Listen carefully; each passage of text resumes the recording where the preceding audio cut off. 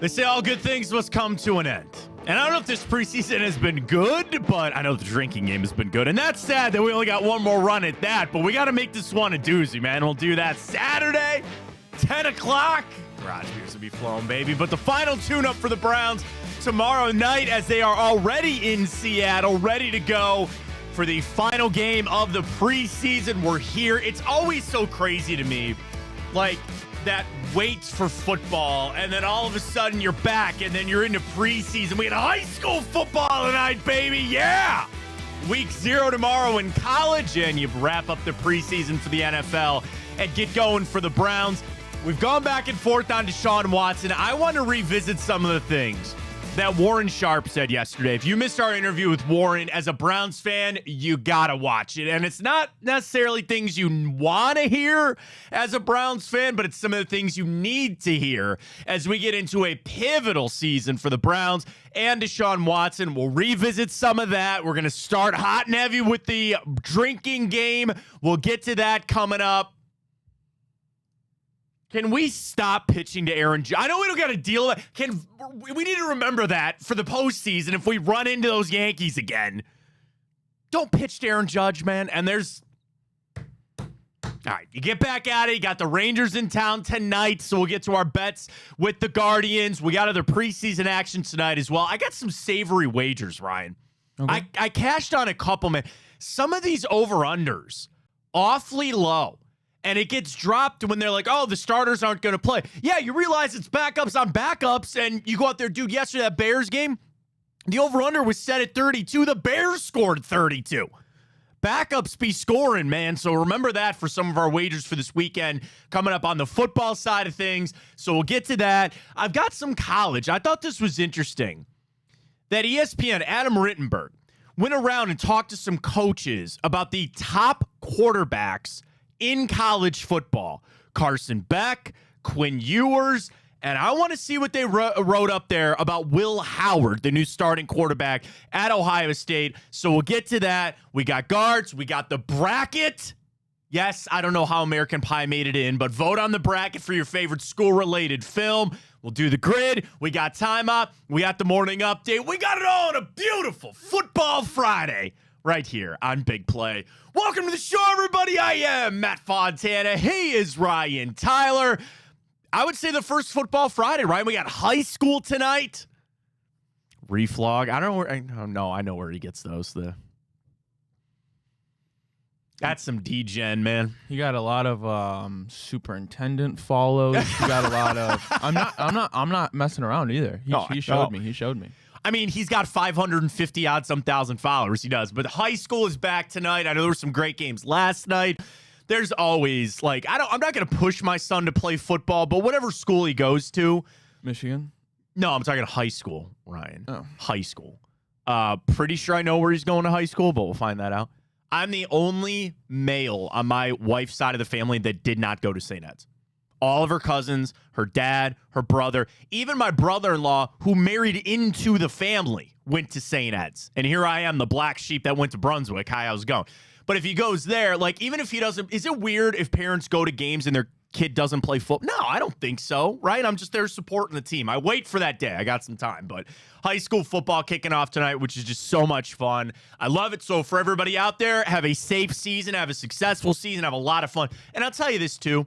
Enjoy it, man, because, like, not to be that high school glory day guy or anything, but, like, it goes by so quick, and you look back one day and you're like, dude, 20 years ago was it, and it was just high school football in this area is so much fun. We got big games across the slate, so enjoy the season, have a great season. Kicks off tonight. We got a lot of Browns to get to as well. Drop us a follow, Twitter, X, on Matt Fontana Show, YouTube. You can go back on Instagram. And, of course, we're up on Twitch for a lot of what Warren Sharp had to say yesterday, which was just, you know, as we get ready for this game tomorrow night and the back and forth on Watson playing, you know where I stand, I want him to play. I thought it was interesting that the Browns came out yesterday and said for their, walk-through practice before they got on the plane that Watson did the full amount of reps. I think that leans back to him playing again. So, like, here I was all week. Play him. Stefanski says I'm going to wait. Then he sits out of practice. Well, it was basically like he got back out to practice yesterday. I don't know. I think I'm back towards Deshaun Watson playing. And again, there's people that don't want to buy in that a preseason game is going to matter all that much. The risk of injury, which I completely understand. All that factors in for me, but I'm still pretty entrenched in this, Ryan. I need Deshaun Watson to play in this game tomorrow night. And I think about another question is, do we put him in the drinking game? Do we want to do something in the drinking game with Deshaun Watson, not knowing if he's going to play or not? Yeah. It's a risky one. We could start the whole thing by, if he starts a game, maybe you shotgun a beer, start off the night. Yeah, I like that. You like that? I like that. If Watson starts. I like that. If Watson starts, chug 4 Locos. No, don't do that. Chug your beer. I mean, garage beers. Garage beers. Of course, we're all garage beer, man. And again, 10 o'clock, you'd not probably be starting your night at that point. So maybe we're getting a little dangerous with just starting off the game there. So we will, again, I want, send that out from the show account if you can. We want your drinking game parameters. Here's a couple that I started with, okay? The Seattle Fish Market is shown at any time. B-roll. You're going to Seattle. What else would you show other than the fish market? The Space Needle? Okay, Seattle Fish Market or Space Needle is shown. I don't have a quarter. They only do that once or twice, so I think it should be a high sippage there. Any mention of Mike McDonald being a first-year head coach, I think that's like 2 sips, right? You will, again, I had DeJuan Jones, Wyatt Teller, pancake a guy. Either one of them pancakes a defender. I think that was 3 sips. I assume they're going to play, but we don't know. Here's one. Pharaoh Brown, former Cleveland Brown and Brush Arc. He gets a catch. He plays for Seattle now. He gets a catch, 3 sips. He scores a touchdown. You finish your drink. You're required to stand up and yell, "Go Brush Arcs."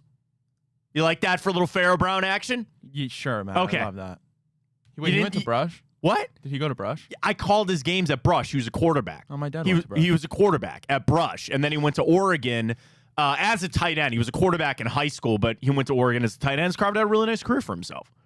So I was looking at Browns. Like, do you remember Aesop Winston, the wide receiver? He plays for Seattle. And then there are Ohio State guys, Jerome Baker, Jonathan Hankins. I didn't put anything in for them because, again, Seattle is going to supposedly play their starters tomorrow. So we'll send that out at Matt Fontana Show. Your submissions for the final preseason drinking game presented by our great friends at Garage Beer. When you're out shopping today, when you're out shopping tomorrow, get that 12. I would assume a 12-pack should do you. You never know. But get your 12-pack of Garage Beer for our final preseason drinking game coming up tomorrow night. So we have more of that that we'll get to. I'm excited. We got to make this a big one because, again, it's 10 o'clock. It's the last one. Wait, so I'm going to put an example rule. What was one we came up with? Just so, like, what I have. Seattle Fish Market is shown. Finish your, whatever. Mike McDonald mentioned as a head guy. Brownswood, DeJuan Jones, Wyatt Teller, pancake, 3 sips. Watson starts, chug your beer. Pharaoh Brown catch, 3 sips, something like that. You could. I didn't want to do the who the hell is that again because by game 3 of the preseason, you should probably know who the Cleveland Browns are. All right, are. I'll put one sip every time the Seattle Fish Market is shown. It should be more than that, but we'll get to. Yeah, you get the essence of the game. Or I'll say 3 sips. 3 sips. 3 sips if the Seattle Fish Market is shown at any point during the game. What about mentions from Zagura? We should get Nathan in. Nathan knows of the game. I should text him and be like, "Hey man, rig this up for us." So we want any and all submissions, game related. I thought about Amari Cooper touchdown if he played. I mean, that's the tough part about this game. We don't know who's playing yet. We don't know really who's in this game. Oh, this has got to be a staple for week 3. This guy is fighting to make the roster. That's got to be 2 sips. Anytime it is mentioned that this guy's fighting to make the roster, that's got to be 2 sips as roster cutdowns are around the corner here. So that one's in as well. So go retweet that at Matt Fontana Show and get us your thoughts on that for the final one. Here we go. Presented by our great friends at Garage Beer. We're rocking on that. I'm excited to see what happens, and we'll get ready to go for tomorrow night. Now, yesterday when Warren came on with us, and we talked a lot of Deshaun Watson. And Ryan, you admitted to me that after hearing Warren, who's just reading stats and bringing up some of the things with the Browns, you got a little pessimistic about things. Correct. And the reason is, and I'm going to basically, transcribe or cliff note what Warren was talking about yesterday.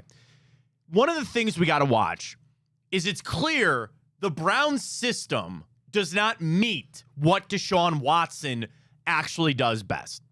And what Warren brought up was Watson has played in a system in college and then even early time in Houston with 3 wide receivers, spread offense, all that kind of stuff.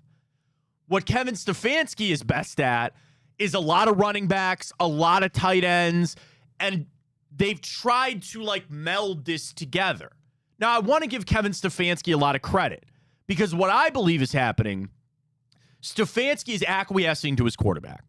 He is giving into what he thinks Deshaun Watson needs to be successful. But then that's hindering him on what he does best. Now, I don't think it's the wrong thing to do. He's your quarterback. There's no debate on that. This whole season rides on him. Let's do what he wants to do. Let's do what he needs to do, even if it's not the best for us. Now, the other thing is the roster construction. A couple of years ago, well, you had Kareem Hunt and Nick Chubb. You had multiple tight ends that you're willing to play. Now, you're down to it. We're scrapping to get our running back out there. You don't have Harrison Bryant here anymore. They cut Giovanni Ricci yesterday with the injury designation. There goes your fullback. You're set up for the wide receiver. What do? They got Elijah Moore. They got Jerry Jeudy. You expect Cedric Tillman to make some plays this season. They've gone all in on Watson, and it's going to be more putting it on Kevin Stefanski to make the change. There's 2 ways you do this. You ask Watson to change what he's doing. You ask Kevin Stefanski to change what he's doing. You're going to put that on your head coach. You're going to put that on the smart football mind that Kevin Stefanski is to change what Deshaun Watson needs. But Ryan, not that you need it anymore. There's all that pressure right back on number 4. That's what that is. Well, here's an extra degree added to that equation because although Deshaun Watson may prefer the 11 personnel with the 3 out wide, as Warren Sharp told us yesterday, he's also one of those mentioned quarterbacks that has started for the Browns since Kevin Stefanski has been head coach, who performs better in 12 personnel. Right. His EPA was up. It was actually positive, and his yards per attempt was about 3 yards more than it was in 11 personnel. That being, it's better. Basically, what that's telling you is Deshaun Watson himself is even more efficient in 12 personnel than 11 personnel. Right. This is what's better for Deshaun Watson, you prefer that, but you're not backing up when we call those plays. You're not playing as well. Well, dude, we got to go back to what we're good at. Well, the problem is now you're not constructed that way. You're not really constructed that way anymore. True. You've gone all in on this is what we are going to look like. Now it's also what? The rest of the NFL. Look what the Eagles did. They trade for Jahan Dotson like they needed more wide receivers there because that is what the system of the NFL is. The closest that I could think is maybe San Francisco because they have McCaffrey and they have Kittle. Who else out there as a true contending team is not a spread offense team? Maybe Buffalo, but again, that's by their own that's death by their own sword. They made that decision to move on from Stephon Diggs, right? But the Jets, spread. Miami, spread. Cincinnati, spread. Kansas City, spread all across that field. But again, they have Pacheco, they have Travis Kelce. But here's the thing. If Deshaun Watson isn't going to be what he was in Houston, then I don't think you should be tailoring completely this offense to that 11 personnel unless he somehow comes out next year and is somewhat like he was in Houston. But Warren said he doesn't see that ever happening again. He thinks that's a pipe dream. Yeah. And the numbers, though, since 2020 when Kevin Stefanski took over as head coach, as Warren was telling us, in 12 personnel, their offense passing 5th. Better. In 11 personnel, 25th, Matt. Yeah. That is massive. And they know that. There is no way that they don't know that. But they've got to play this little game right now where they sit there and say, we got to do what's best for Deshaun Watson. And I do think it's always easier. Do you, though? What else are you going to do? Do what's best for the offense. Like you said, if we're talking about all we need is slightly above average quarterback play, I need a top 12 quarterback. That's all I need out of Deshaun Watson. then maybe we just keep the 12 personnel. Why? Can't go. What are you going to do? Yeah, you're right, because you maybe don't have the personnel. You don't have the personnel anymore. Like, I like Jordan Akins a lot, but you're not out. He's not playing 60% of your offensive snaps. He's just not. Well, okay, and maybe I'm jaded. Is Harrison Bryant that much better than Jordan No, Akins? I don't think so. No, but at least but there was a time you had Jordan Akins and Harrison Bryant and David Njoku. They've gone this way. They've gone this route. It's not a crazy thing. Your coach sits there and he says, well, what's best for our quarterback? Well, what's best for the most important player? And you made your moves. You already made the move to bring in Ken Dorsey, and I don't think you would have brought him in if you weren't looking to revamp that playbook with more 11 Well, personnel. I think that's your spread. That's a gag 100%. That's why you brought him in to add this element. What you're saying is the bet is already made. Well, the bet's already made, but the thing is you also have set it up where Kevin Stefanski's not going anywhere. I read some asinine article this week that said, Kevin Stefanski might get fired after this season. No, it's not happening. There's no way. There is absolutely no way that is happening. So the other thing, if it does go bad, you at least have a safety net of going back to what Stefanski does well, and you just go find some quarterback to run your system that way. And you revamp your offense there. I do want to talk about moves with the Browns. I do think the trades are starting to pick up a little bit in the NFL. We'll get to that in a minute. But I thought about this question. I don't know if you want to post it because now, it's the same question we've had. But, after hearing Warren yesterday, and if you didn't, again, we've kind of recapped everything that Warren brought up when it comes to Watson. Right now, it seems like round peg, square hole type situation. But what are you expecting out of Deshaun Watson this season? What is your level of enthusiasm? Do you expect him to come out and be that quarterback that you expected him to be? I don't know if you want to ask, do you think he's top 10? It all comes back to what is your confidence level in Deshaun Watson? Through this preseason, now that it's done, and I hope we get to see him tomorrow, and maybe you feel a little bit better about it, but training camp has been fine. I've not asked of anything of, watching grainy Sidelines of Brooder film on Deshaun Watson that's made me feel really warm inside on how he's going. You haven't seen him yet in the preseason. He's, at this point, avoided injury. Again, general arm soreness. It is what it is. But he's avoided the injury. That's step one. Check that off. Great. He hasn't gotten hit. I know. But he's not, twisted an ankle or pulled a hamstring or anything like that. Speaking of hamstrings, man, did you see Jakeem Grant got hurt again? I feel that's 3 years in a row. I know this is just a hamstring. He probably will come back from it, but God. Do we want the question to more so gauge their confidence level, or do we want to more so gauge will they finish top 10? No, I like the confidence level. Okay. I want the confidence level. And how it's maybe changed this preseason is another opening conversation to be had. Is he really done anything to force you to feel that much better about him? Or has he really made the moves that you expected? Again, what was he going to do? He's been in practice, the joint practice, all that other kind of stuff. But to your point, hearing Warren now, dude, when they go out in 3 wide receivers against Dallas, I'm going to be so locked in. Every time that I see 3 receivers on that field, I feel like I'm going to be sitting there and watching and going, okay, what's going on? It's okay. It's kind of been, you have done everything to elevate Deshaun Watson. You've done everything that he has needed, right? You have brought the players in. You've now brought Ken Dorsey in. All these, the backup quarterback. You didn't bring Joe Flacco back because of Deshaun Watson. You brought in Jameis Winston for that exact reason. You've done everything. You are prepared as you can be. And now it's time to go. Now it's going to be time to go in 2 weeks when you get ready to go against Dallas. And again, like anything, it's going to fall back on Deshaun Watson to see how it goes. So we'll post that on Twitter, at Matt Fontana Show. Drop us a follow there. I'd be interested to see how those results go. We, again, want the drinking game going. See, what do we got? I thought we had some responses. Hang on. What does it say? Dave, good one. Mention of general soreness. How many sips? 1. I don't think they're going to, because if Watson plays, he's only going to be in there for a little bit. I think we make that a 3-sipper. All right. 3 sips. General soreness in. Yep, sore shoulder from Padone.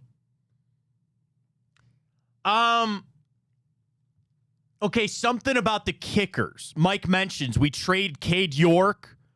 Dustin Hopkins is going to have to kick now. Do you just want to do the Hopkins chug? Dude, we got a lot of chugs in this, man. It's the last one. Why not? All right. Hopkins chug. The D-Hop chug. Start it when he hits the ball. Don't stop until it goes, through the goalpost or past the goalpost. That's it. There you go. What about, we haven't done much with the kickoff rule. Anything with that?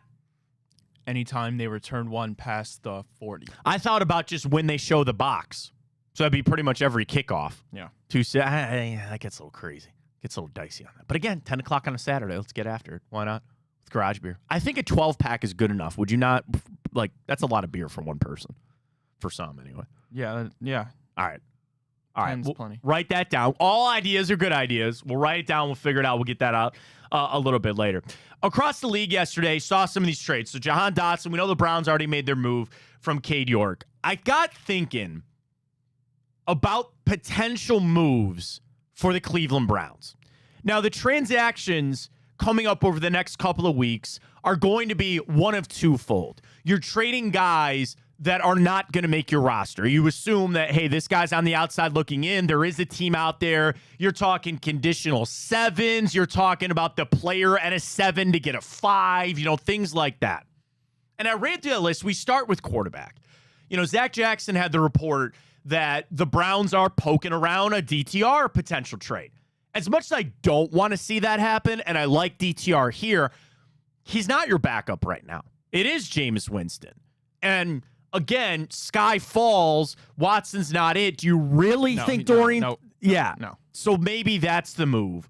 I'll tell you this. This is not even a crazy hot take. They're trading Tyler Huntley or Dorian Thompson-Robinson. Neither one of those guys are going to be traded. They're good enough to not just get cut.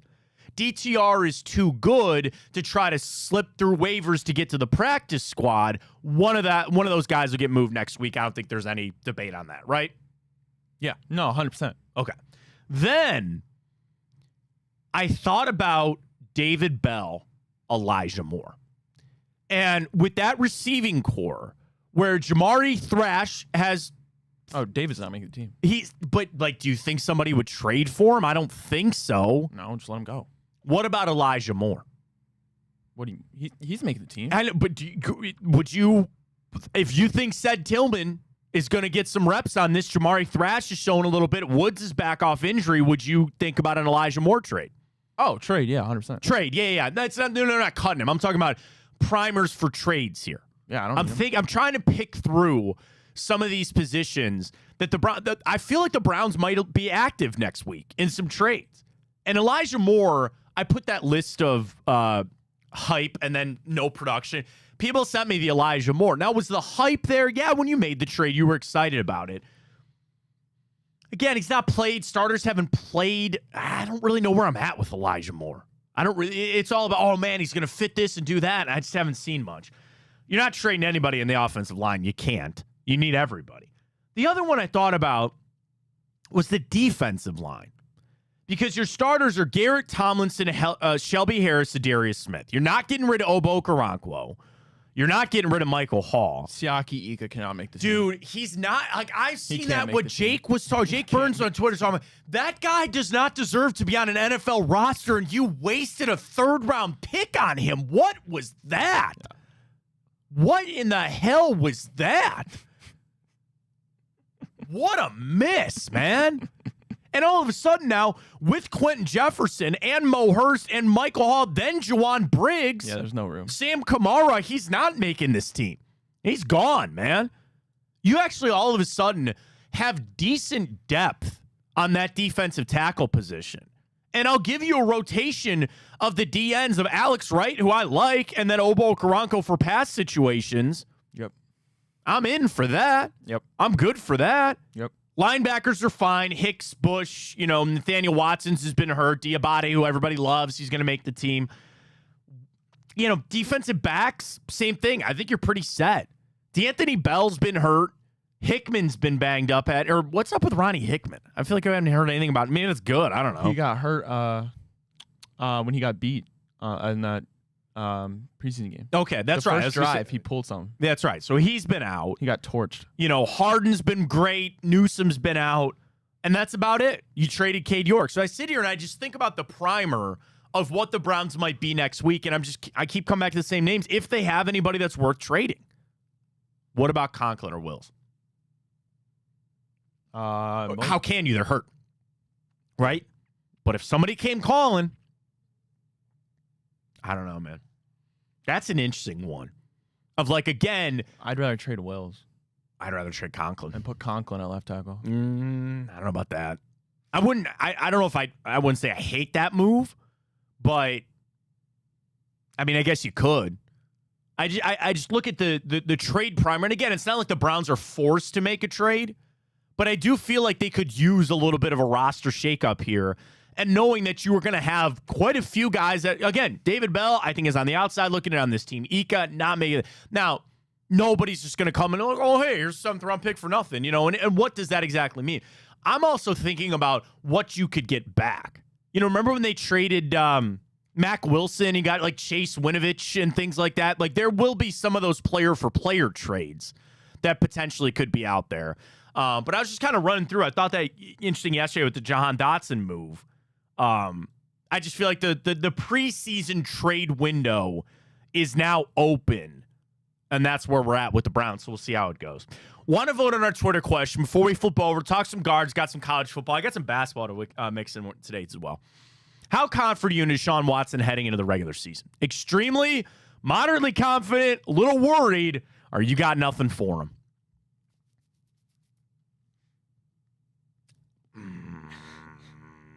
Okay, I'll tell you this. You want me to go first? I can't vote extremely confident. That's out. So I'm down to 3. I'll stay positive and I'll say moderately confident. I don't know how you can be, but after what I heard from Warren, I say moderately worried is probably the vote, but I voted already for moderately confident. I'm going to try to be positive on it. Ryan? I won't allow myself to vote nada. I won't do that. Can't do that. So I'm going, then it has to be moderately worried. More so, if I think the proper answer for me would be if there was a answer between moderately worried and nada. No, there's only 4 options. Right. There's only 4 options. I'm not quite high as moderately worried. I'm a little more worried, but I'm not quite at the basement level of nada. Look, the talent. If there's truly still something that you can dig deep out of Deshaun Watson, and it's not that far removed from when he was considered an elite quarterback. Oh no, it is. Well, in terms, I'm saying in terms of his career, Ryan, but I'm just saying in terms 5 years. No, it's a long time. What I mean is, it's not that far removed from. It's not like he did that when he was 22 and now he's 33, right? He's still no, it's a long time. I get it, but here's the thing, Matt. I'm not asking him to be elite. No, I'm not either. Right. But what do we do on the betting? What's one of the things we do betting? Here's the thing. If Deshaun Watson has anything left, yes, they don't. And if Deshaun Watson has anything left in his tank, pair that with how good of a coach we think and know Kevin Stefanski is. Sure. Pair that with the offensive talent wrapped around him. Sure. With an elite defense that's going to keep him in games. I got to be a little confident that he's got something left in the tank. But at the same time, I'm not really that it's so tough. I'll tell you what. This also comes back to exactly what Warren talked about yesterday. It can't be the same. You can't just run out what he did in Houston. Because also, by the way, it needs to be mentioned, the year that he did all that in Houston, they sucked. Yeah. They were terrible. What did they go, 4-12 or something like that when he led the league in passing? Yep. Yes, he had a playoff appearance. He was a perennial MVP that one year. And then the next year he put up all those numbers on a really bad football team. You can't just do the same thing again. You can't just run it back. He is a different player. I'll tell you, he's not the same player, Ryan. He's not. There's no way. You're right. 5 years difference. It's not like he's taken hits and got injured. I mean, he did get injured last year, but it can't be the same again. So I'm going to not only ask Kevin Stefanski, as much as I'm sitting here talking about Kevin Stefanski and asking him to change, have we thought about asking Deshaun Watson to change? And the question is, or the answer to that is no, because they're running a system that tries to fit in when it's not really the best for the team. That's what's going to happen. You have got to evolve. He's got to evolve into, like, I would say this is act 3 of his career. Act 1 was rookie. Act 2 was all the issues. And now here's act 3 of Deshaun Watson's career. What is it? What is it going to be? Usually, and it's a long time removed from playwriting for me in college, usually act 3 is the climax of the movie or the play. It's supposed to, you know about falling, you know about rising and falling action? Yeah, I took English. There you go. You know what you're talking about there. We should be in the rising action. We should be on the way up in Deshaun Watson's career, but it's got to change. It's going to have to be different. And they've, again, done everything that they can to try to get him the pieces needed to turn something out here. And we'll have to see. All right, still want your drinking game submissions there. We got a couple rolling in. The general soreness will definitely make it on that. Presented by our friends at Garage Beer. So, again, here's how the drinking game goes. Something that will happen in the game, whether it's on the field or something that Nathan, Chris, and Aditi will say on the broadcast, okay? So here's just some examples to get you going. They show the fish market or the Space Needle. They mention Mike McDonald as a first-year head coach. Little Pharaoh Brown tie, Northeast Ohio's own. If he gets a catch, 3 sips, he scores a touchdown. You finish your drink and yell, "Go Brush Arcs!" Charles F. Brush Arcs. Juwan Jones or Wyatt Teller get a pancake. I've got that for 3, excuse me. Watson starts. We're chugging a beer to start the whole thing off there. Any mention of this guy is fighting to make the roster, 2 sips. General soreness is 3 sips and a D-hop chug. When he kicks the ball, you start. You don't stop till it hits the ground or through the goalpost. That's what we've got so far. 3 sips every time Deshaun dirts a ball. That's negative, Ryan. I don't want to do that. What do you mean? It's part of the game. I guess. Do you want to do something with Winston? Jameis? Every time Winston throws a perfect pass. No, I mean, better that's than subjective. Deshaun. I'm just playing around. I know. Well, that's all. Hey, it's a thought process. Every time Winston looks better than Deshaun. Okay, that doesn't help things. We might get drunk. Well, we have to drink for that because that would not be a good situation for us. We'd be driven to drink as Browns fans. I'm trying anything defensively. Miles isn't playing. He better not play. I hope he doesn't play. Jim Schwartz. Jim Shorts. Something with Pete Carroll, maybe? I'm trying to think of things with Seattle. You know what I'm saying? Then the actual in-game type of stuff. All right, keep it rolling. We got time. We got a good list to start. We'll get to that. Speaking of garage beer, I know the garage beers will be flowing a week from tomorrow at our golf outing. We'll be there. Big Play Golf Invitational. You can get the invitational. You want me to give you an invite? Here's your invite. Go to bigplay.com. Get signed up today. We do have some foursomes left. We still have our charity activations available as well. Go to bigplay.com. We're all going to be there. It's going to be a great time. 1 o'clock shotgun start, noon registration, prizes, dinner, lunch, and it's at Little Mountain. Just to put the cherry on top. Bruce and I were talking about Little Mountain the other day. They redid some of the bunkers, man. I love Little Mountain. And I said this to Bruce. Of my golfing career, outside of last year when I was on the IL, this is the latest of my golfing season that I've not been to Little Mountain. I used to be out there early in the year, man. So I'm excited to get out there. It's going to be a lot of fun. You can join us. What a way to kick off Labor Day weekend. It's going to be awesome. Thank God it's at 1. Well, you got a wedding the night before, so you're going to be a little slow that day. And it's an hour 10 drive from the I got a little wedding. drive. Well, getting to Little Mountain is not all that bad. You know, I know it's a little bit off the highway, but especially for you East Siders, it's real easy to get to. But you kick off Labor Day weekend. It is the 1 o'clock shotgun, which is great. It's going to be so much fun. So, again, bigplay.com. Get that foursome together. We'll see you out there a week from tomorrow at Little Mountain for our golf outing with our friends at Garage Beer. They're going to be flowing just fine. Guardians ain't flowing fine. I had to wear my Naylor shirt today to try to get him out of this hell hole that Josh Naylor is in right now. I know he walked a lot yesterday. Dude.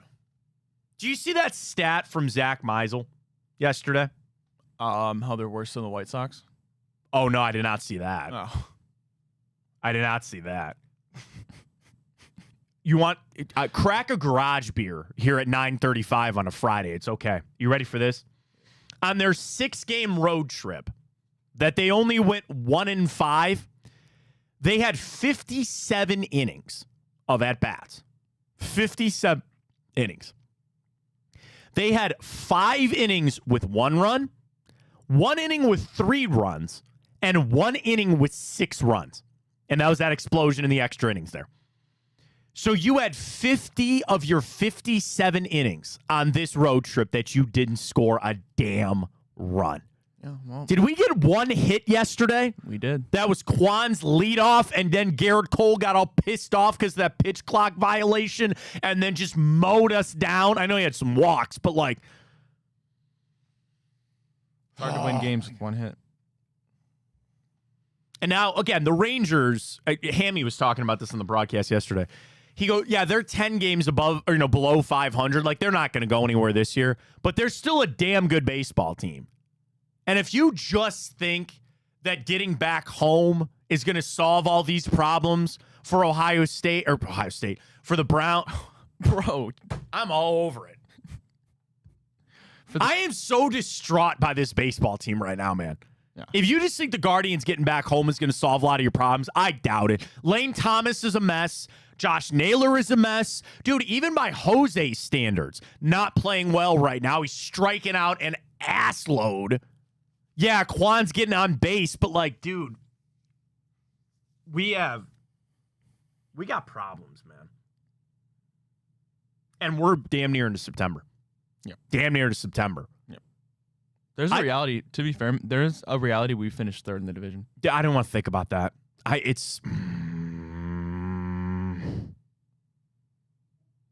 Could you imagine if they let this slip away? Yes. Could you imagine if they let this slip away? I can very well imagine. I don't that. want to think about it. I didn't want to post this as a question, but it's like, you're victim of the moment. Is this the worst that we've played all year? Is this the low point for the Cleveland Guardians? I feel like it is. Remember that really bad stretch getting to the All-Star break? No, this is way worse. You think it's worse? I mean, you prove that you can't beat good teams. That's the other part of it, too. You're scoring 0 runs. It's just that, and again, I'm not dismissing that you just faced Garrett Cole, okay? He's very good. I understand that. But, like, I wanted to be considered part of the elite. You know, when we did power rankings all year and the Guardians were 4, 3, or up to 2, it was you felt like you were elite. Now, I look at little pieces, but at this point, the only elite thing about the Guardians is their bullpen. That's it. And that means jack squat nothing if you don't hand them a lead in the 6th inning. And the pitching, like, Gavin Williams was humming yesterday. Bad inning. Nick Sandlin, done. I'm done with Nick Sandlin, man. And I'm not trying to just pick on him as this being the problems. He's got mop-up duty. That's it, okay? You still got to get these guys a lead. You're going to waste away this bullpen because you can't score a couple of runs. And there's, people are starting to get critical about Stephen Vogt. And they're starting to be like, hey, man, the lineup decisions. What are you going to do? Nobody's hitting. Nobody. It's not like you can move David Fry up the lineup like he's the jolt that you need. You got jack squat nothing going right now with your offense, and it's concerning. And now you're in this. Like, I'm talking about now this is a real race down the rest of the season. Bro, Twins and Royals both won yesterday. Yeah, we're both 2 games back. That's what I'm saying. I don't like this, man. Dude, I'm scared. I'm really afraid. And, like, the worst part is you could go and sweep out the Rangers this weekend, and you'd be like, all right, man, we're back at home. You got it done. I'm at a low point. I'm at an absolute low point with this team right now. And you just look up and down that lineup, and there's nothing. There's nothing going on right now. You got no off day until next Thursday on your off day. You got a double header involved with that. What are you doing? Brennan, you got to put and again, I'm not crapping on Will Brennan necessarily, but like, good Lord. Do you want to know what I really, unfortunately, think this is all coming back to? You lost Josh Naylor. Like, I know he's there. I know he's not hurt. You lost that middle of the lineup threat. And you'd like it to be John Kenzie Noel. It's not. You can't put that on a rookie. I think this offense goes as Josh Naylor goes. And I think it's sucking Quan and Ramirez down. But the fact that Josh Naylor is in this slide that he is, these things are parallel to me. These things are parallel. So you got to hope that he figures out. And I got the tweets yesterday. Maybe you got to sit him down. Maybe you got to sit him down for, I'm talking about a couple of days or something. But like, I'm concerned. I'm really in a bad spot with the Guardians right now. And it's the fact of that they had multiple runners on. What was that crazy stat from the other day, right? How many was it 16 guys 20. you left on base? 20 guys you left on base the other day? What did you do yesterday? You only left 7. 7. And a couple of those you had 2 on. And you cannot manufacture runs. You can't get the big hits. And am I a little like jaded because you watched the Yankees with Judge and Soto and Giancarlo Stanton? They don't even have Rizzo back yet. He's on his way. But that lineup is potent. Potent lineup. They only had 6 hits, but when you're hitting home runs like they were, what are you going to do? Got to turn it around. It's got to start right now, right with the Rangers tonight. So we'll get to our plays with that coming up in a little bit. I don't even feel like I don't even have any mo, man. Like, I'm just like, it's almost like walking into a funeral watching this game tonight. You got Lively on the hill tonight. Tanner Bybee. All right. And that's something on Bybee? Like a requirement to go out and get a win today for him? Yeah. Pitch his ass off? I've got a bet in my mind already. And I don't like it. But I'm going to do it anyway. I'm taking the Guardians -2.5. Bruh. I need them to win by 3. Bruh. Can they have the offensive explosion? Can they score 3 runs? That's a fair point. I like Bybee to get the win tonight. I like 4 strikeouts for him. And I think I'm going to take the Guardians on something crazy. Godspeed. We'll see how it goes with the Guardians. Flip over to some college football. I thought this was interesting from Adam Rittenberg. Because, again, week 0, college game day, Dublin tomorrow. And, of course, Ohio State starting their season next week. But they went around, and he spoke to a lot of he spoke to 25 head coaches and defensive assistants, mostly coordinators, during the spring and the summer to gather intel on the top returning quarterbacks in college football. Does he have them ranked? No, but I think it's also we should run through this list to make sure that we're all up to speed on some of the other guys. So we start SEC, Georgia, Carson Beck, an SEC coach. He's the most talented quarterback in the SEC. He's a little skinny, but he's got the height, arm action, and velocity. He sees the field really well. You could just tell in the second half of the season, his confidence really grew, and they put the game in his hand. Prior to the Auburn game, they really didn't trust him. So that's a little scary that he had that. You know, you expect Georgia to be one of the top teams in college football. There's Carson Beck. Quinn Ewers, Texas. A Big 12 defensive coordinator. I like Ewers a lot. He's one of those steady Eddie solid guys. He has so much talent around him. All you've really got to do is manage the game, but I don't know what he really has as a quarterback. Jalen Milroe, Alabama. A defensive coordinator on Milroe. They like to throw the ball vertically. He's gotten better at that, but I don't know if that's his strong suit. It'll be interesting to see how Milroe and Alabama flow together. He's a damn good football player, so they'll figure that out because Kalen DeBoer is a damn good coach. Maybe the kid has gotten more accurate, but I know he kills people with his legs. Jackson Dart, Ole Miss. Brady Cook, Missouri. Connor Weigman, Texas A&M. Graham Mertz from Wisconsin? That guy? Florida? Okay. Garrett Nussmeier of LSU. Peyton Thorne. Okay, I'm not getting into the rest of these guys. Here we are. To the Big Ten we go. Dylan Gabriel. A coach whose team will face Gabriel this season. I'm shocked he still has eligibility. Yeah, true. He started his college career in 2019 at UCF. Comes to Oregon with 49 career starts. Ranked in the top eight last year in the FBS. In total touchdowns, total yardage, passing yards, and passing touchdowns. I'm sorry, just in general. Dude, that's FBS history. He is already in the top 8 in college football history of total touchdowns, passing yardage, and total yardage. A Big Ten defensive coordinator. He's obviously battle-tested. He may be the best in the Big Ten. He's been so productive, so effective every place he's gone. I don't think it's going to change now. A Big Ten defensive coordinator said he's a little guy, but he can spin it. He's only 6 foot tall with Dylan Gabriel.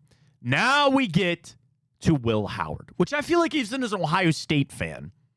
I don't know that much about Will Howard. You know, it's not like a guy that has multiple starts under Ohio State or even a sophomore that's moved his way up.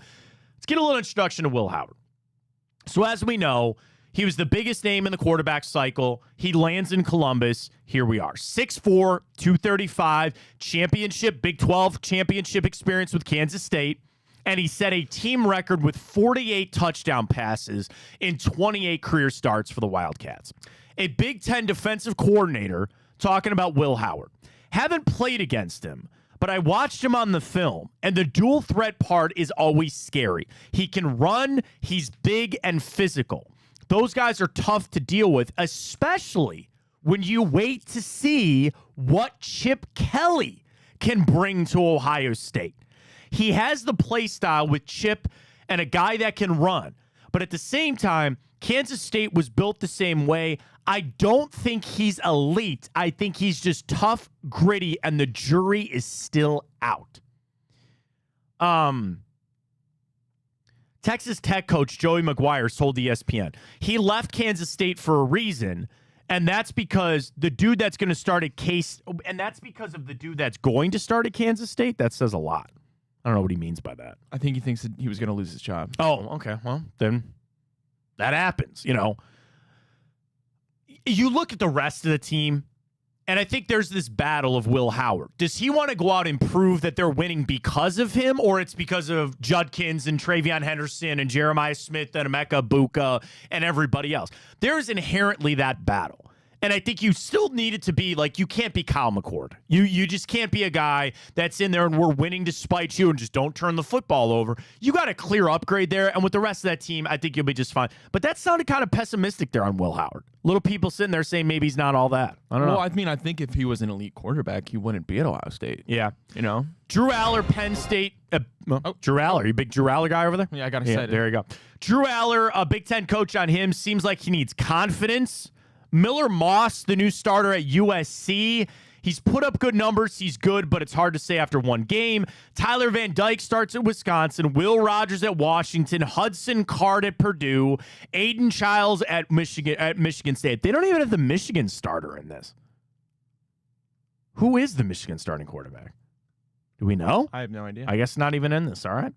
And then we finally wrap it up here with your college football top quarterbacks. We'll go down now.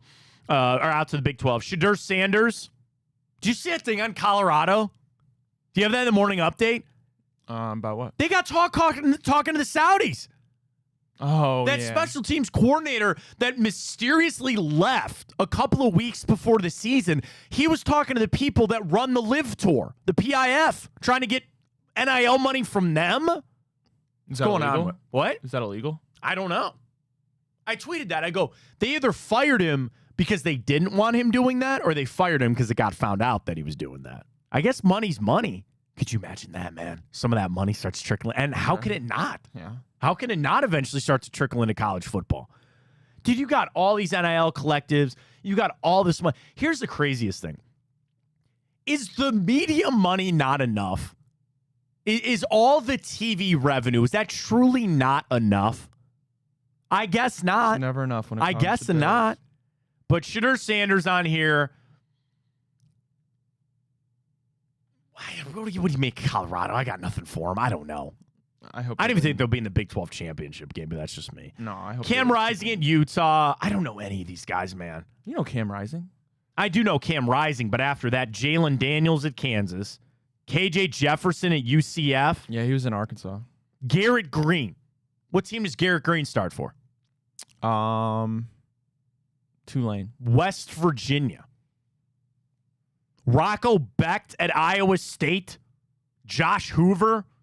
All right, we're selling the ACC short. Cam Ward, the biggest prize of the transfer cycle, according to several coaches, maybe ahead of Will Howard, was Cam Ward, who left Washington State. He's now at the U. ACC coach on Ward. That's a huge piece that they got. He's got a big arm, some strength to his lower body, the ability to run, the ability to throw on the run, and he's extremely athletic. He fits the new age quarterback that can do both things really well. He's played a lot of football. He's coming back to college for a reason, to improve his stock and try to be the best quarterback in the country, and he's got the skill set to do it there at Cam Ward. Florida State.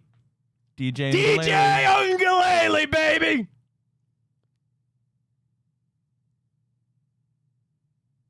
He better be going for a PhD or something. He better be going for a doctorate for as long as he's been in school. What's that? Van Wilder? Yeah, we didn't make it our bracket, or it did, but it didn't advance. Here's the thing. And an ACC defensive coordinator, why isn't he going to win the Heisman? People always had that vision. And they say, he's definitely not going to get worse. He's going to get better, but how much better? And that's kind of he's not even all that good. Like, he's fine. But remember when he was at Clemson? Yeah. And everybody said, oh, here comes Trevor Lawrence, the heir apparent, man. Yeah. Here he comes. And okay, fine. Here we are. So he's at Florida State. And by the way, they will make the top 12. They will make the playoff. Mark my words. Cade Klubnik at Clemson. You want to know a crazy thing about Cade Klubnik last season? First year starting for the Clemson offense, he only had one 300 passing yard game. And in fact, he didn't even hit 170 yards in 4 of his starts. So down on Clemson. Georgia Tech, Virginia Tech. That's pretty much it on this list of guys that... Oh, Kyle McCord. Sarah, you want the write-up at Kyle McCord? Can you give me the write-up for Cincy? They don't have him in here. Riley Leonard, Notre Dame. Seth Hannigan, Memphis. Caden Salter at Liberty. Put up a lot of gaudy numbers. Yeah, they don't have Cincinnati in here for you guys. Sorry. Ooh. Boo. Boo. Isn't it a little weird? Okay, so, let's do this. Elite college quarterbacks. Carson Beck. Cam Ward. Will Howard. No. Shadur Sanders. No. Well, yeah, because he's going to get drafted, Okay. sure. Quinn Ewers, yes. Yeah. Jalen Milroe. Yeah. Okay. Jackson Dart. A lot of people like Jackson Dart. Here, let's do this. Let's go by conference. You ready? Let's start here. Dylan Gabriel. Okay. SEC. Carson Beck, yes. Quinn Ewers, yes. Jalen Milroe, probably plays on an elite team. Jackson Dart, there's your 4. To the Big Ten, it is I would say it's Aller, it's Dylan Gabriel, and Will Howard. I wasn't going to put Aller in there, but he is. So you have 3 there. Then you go to the Big 12. Shadur Sanders, okay. Maybe Cam Rising. That's it.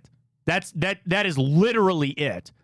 And then the ACC, I will only give you Cam Ward. I'm not putting DJ Uiagalelei on there, and I don't think Cade Klubnik is. Do you think that's down? I don't know, is that different for me? I feel like going into a lot of college football years, you're like, man, look at all these quarterbacks. I'm not getting that vibe this year. And especially with the 12-team playoff now, which just waters this all down. It's like, I don't know, do you have the excitement? No. I mean, I never really did for You college never football. do. You get there, once you get your big games going. But I just think that kind of paints a little bit of a grim picture of college football right now, where you just don't have these star... remember, am I misremembering now? Where it's like, oh my God, you have Trevor Lawrence, you have Tua Tagovailoa, you've got Justin Fields, you got all these guys. And again, some of these guys will ascend and come out of nowhere maybe and show up. Is this an outlandish statement? I think there's 4 elite quarterbacks in college football. That's it. 4. That's it. NIL change. I guess. No, I never think it's that because it's like they can move around all that kind of stuff. I think there's just a little lull. I think we were just so stacked for a long time that you eventually hit the lull. And maybe this is the lull for college football. You're right. It doesn't take anything away because as soon as the season starts, we're all going to be excited and ready to go. But that's kind of where we're at. All right, let's catch our first break of the morning. We come back. We'll get to the morning update. We got our bracket. We'll get to the grid as well. We got to finish it out. We'll go 4 out of 5 this week. Well, okay, hear me out. No. All right. No. All right. What, do you want to do Wordle to make up for yesterday? No, I said, what if we get today we get the NFL grid perfect. And then get the NBA grid perfect. We can make it a fun Friday. We can try it. All right. We got to get the NFL one done first. Let's not push that too far away. That. But I guess we'll see it. All right, coming back. Got plenty coming up in hour 2. Get to the guards. We'll get some bets going with them. We'll check our Twitter question this morning talking about Deshaun Watson up on Twitter at Matt Fontana Show, Instagram, Twitch, YouTube. It's all there. Stay with us. Friday edition right here on the Fontana Show. Big play. I'm Garage Beer, and this is Bobby Carpenter. Garage Beer. Beer-flavored beer. Beef with an F? Okay, my bad. It's crisp and cool, and it doesn't taste like ass. I'm Bobby Carpenter. I drink in garages because my wife says I don't belong inside. If you like a cold breeze on your bag, drink Garage Beer. It's American, and so can you. Garage Beer. Beer-flavored beer. Well, how do they know I'm doing this? Did somebody leak this out? It's social media. Oh. It's just, that's the way social media works now. I thought maybe you were just running that yap.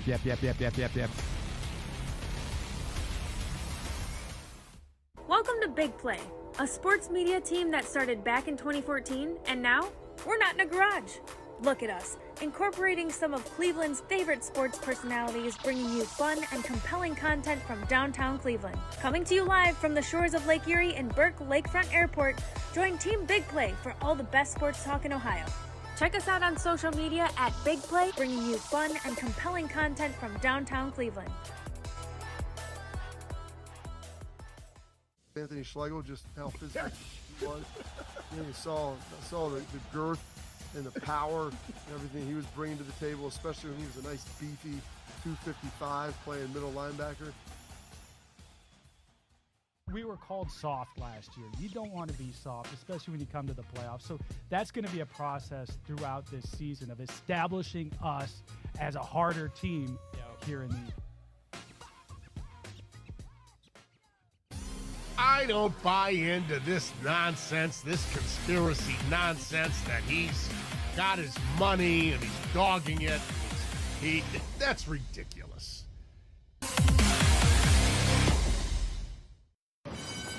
They're off in the Kentucky Derby as Authentic takes them around the far turn. Tis the Laws making his move now, and they're into the stretch. These two stride for stride. Authentic, tis the Law. Here's the wire. Authentic has won the Kentucky Derby.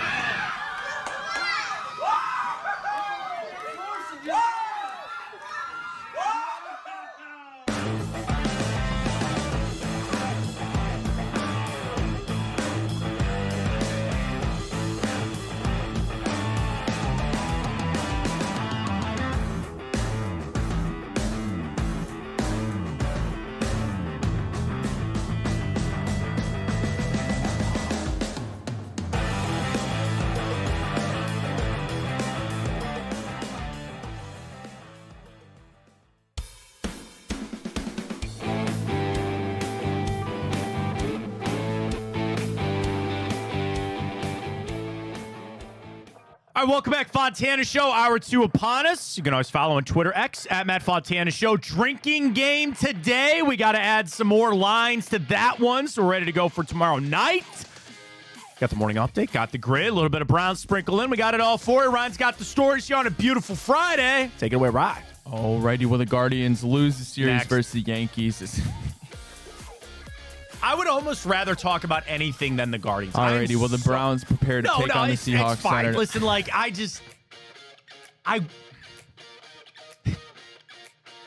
you know, they used to say, like, when your parents say, I'm not angry, I'm just disappointed. And you're like, that hurt. It's so much worse. And you're like, man, am I just, like, disappointed? And I just need him to hold on, man. I don't care if you win this division by 2 games. I really don't.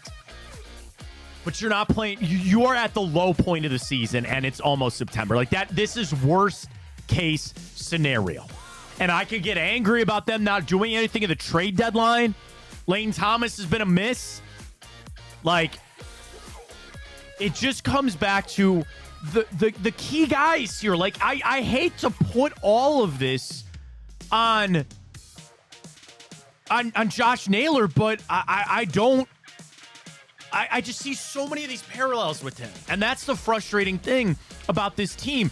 The middle of the lineup has nothing. And then the top of the line, like, nobody's got anything. Do you do something crazy? I don't know. Put Jose back in the leadoff spot. They have got to spark something. And it's got to be tonight. You have got to set a tone and pull yourself out of this hole. You are thankfully back at home. You're facing a Rangers team that, yes, is 10 games under 500, but they're not going to roll over and die for you. They lost 3 out of 4 to the Twins earlier this week. Okay? So you believe that you should be able to sweep them, but, like, is it just as simple as saying they're back at home? Is that the big key for this whole thing? I don't know. Starts tonight. We'll get to our wagers a little bit later. I'm going to place the Homer Idiot wager, which almost is assured to lose, because I just need some good mo for this team right now. I got to get something rolling for them. Let's go tonight. Let's go. Alrighty, well, Browns quarterback Deshaun Watson is back at practice after dealing with general arm soreness. Kevin Stefanski to make the decision if Deshaun Watson will play in the preseason finale in Seattle. That is at 10 o'clock on Saturday. When do you think he makes the announcement? Game time. Why would he doesn't have to make it before? Well, I'm thinking it might be a couple hours before when the list of guys not expected to play comes out. I'm saying that's when. Yeah. Yeah, you're right. They don't have, obviously, availability today. They're hanging out in Seattle, probably getting some nice sushi or whatever it is, hanging out, going on a whale watching tour or something like that. I don't know. But, yeah, probably. And, okay. You know me in pro-con list. I love pro-con list. You want a pro-con this thing? Sure. Pro. Deshaun Watson playing. Your other starters will probably be out there, right? So you feel better about him being protected, getting some throws to Amari Cooper. That's all good. Pro, you actually play him, okay? I feel like he needs that going into the season, and that's where it's going to be, right? You believe that. Anything else? Pro of playing Deshaun Watson? You just get to freaking see him on the field. That's it.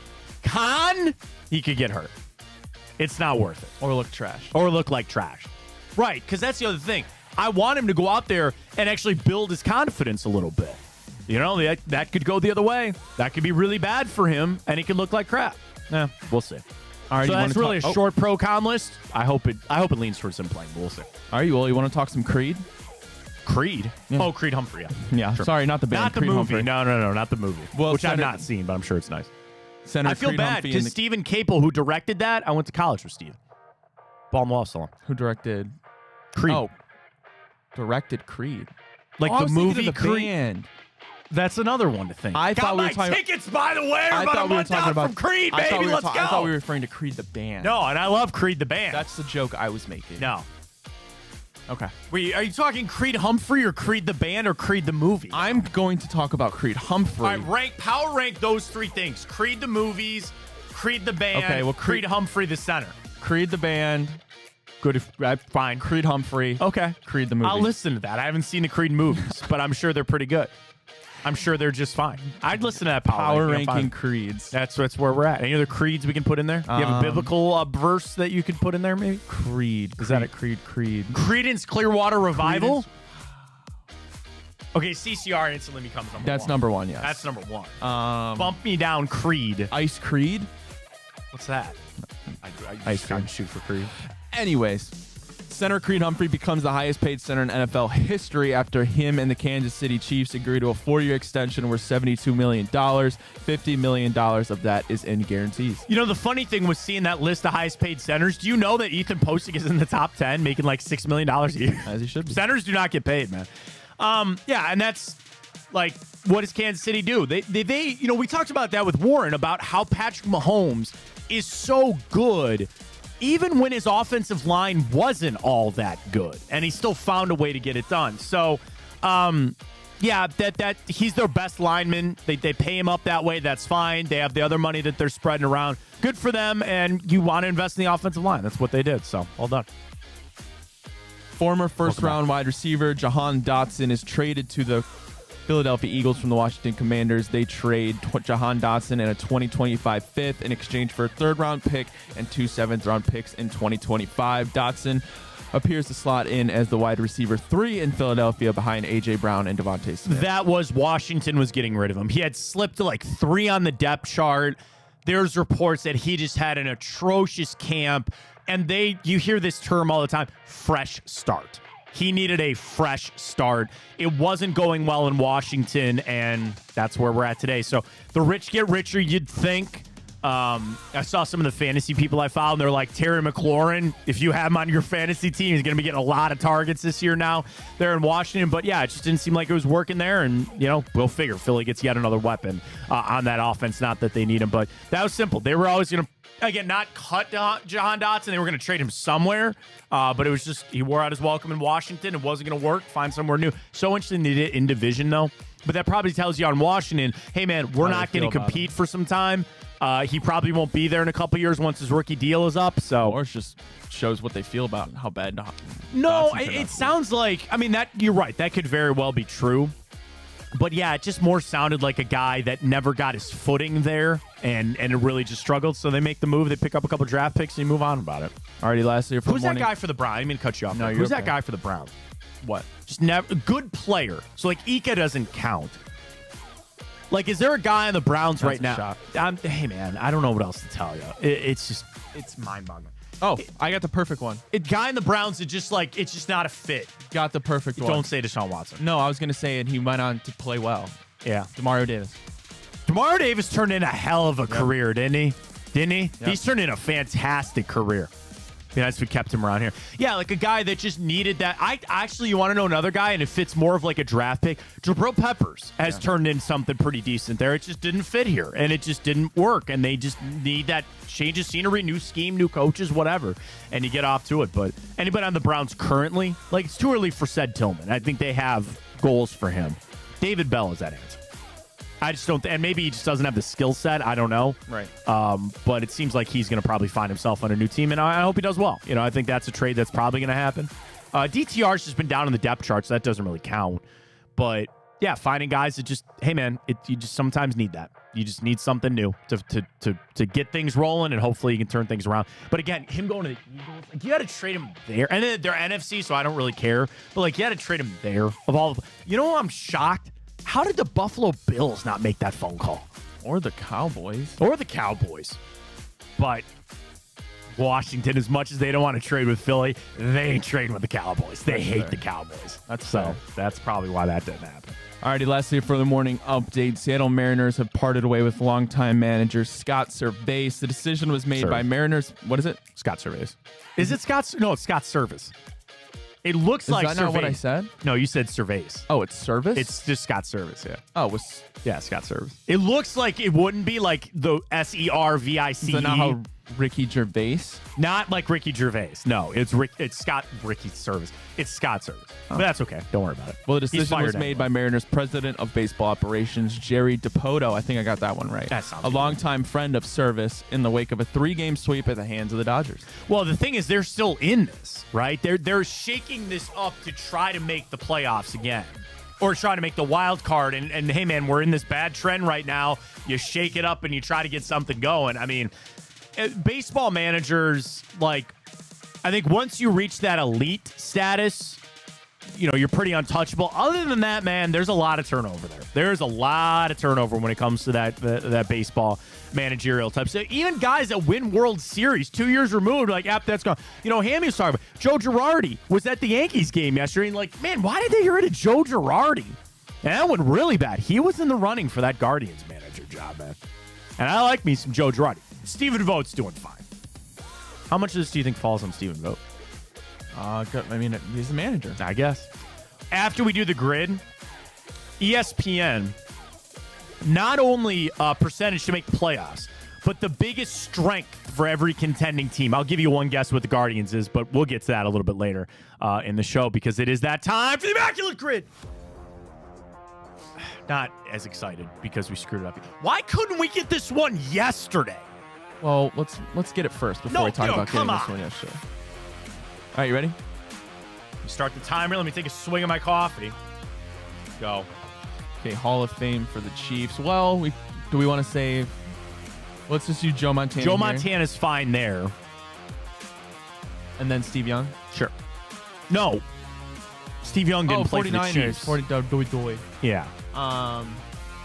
Willie Roaf. I'm sorry? The offensive lineman. Willie Roaf? Willie. Or actually, no. You do Will Shields.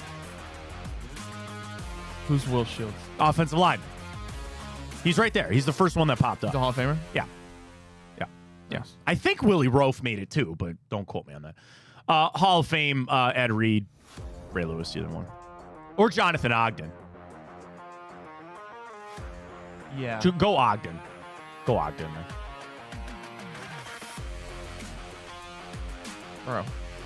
Bruh. Jonathan Ogden? Yep. 5,000 career rushing. I mean, that's Jim Brown. Sure. All right, now down. San Francisco, 5,000 career rushing yards.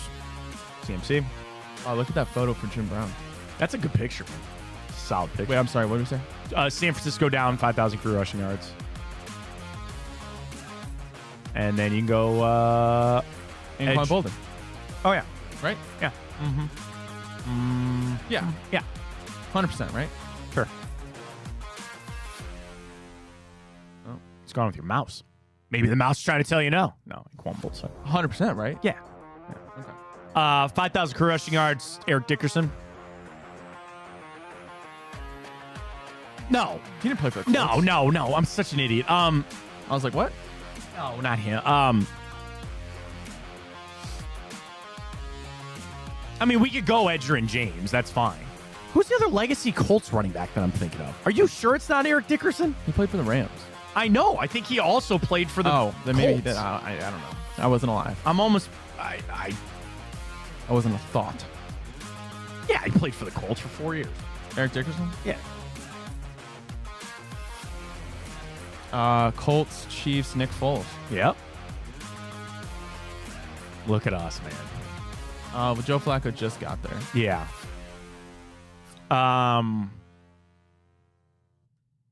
Is that not also Tyrod Taylor? Did he play for the Colts? I think so. Eric Ebron never played for the Ravens.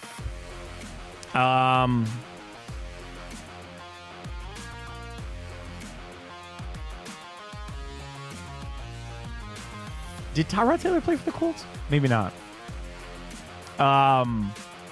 Jacoby Brissett never played for the Ravens. Huh.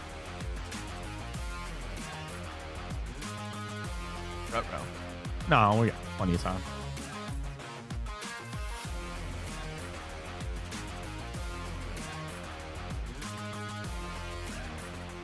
See, now it's interesting because the Colts became the Ravens. But I don't think there's anybody that bridged that gap. Clearly. I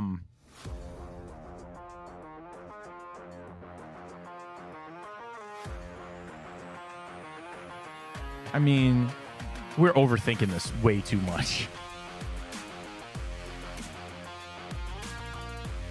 I don't know. I keep coming back.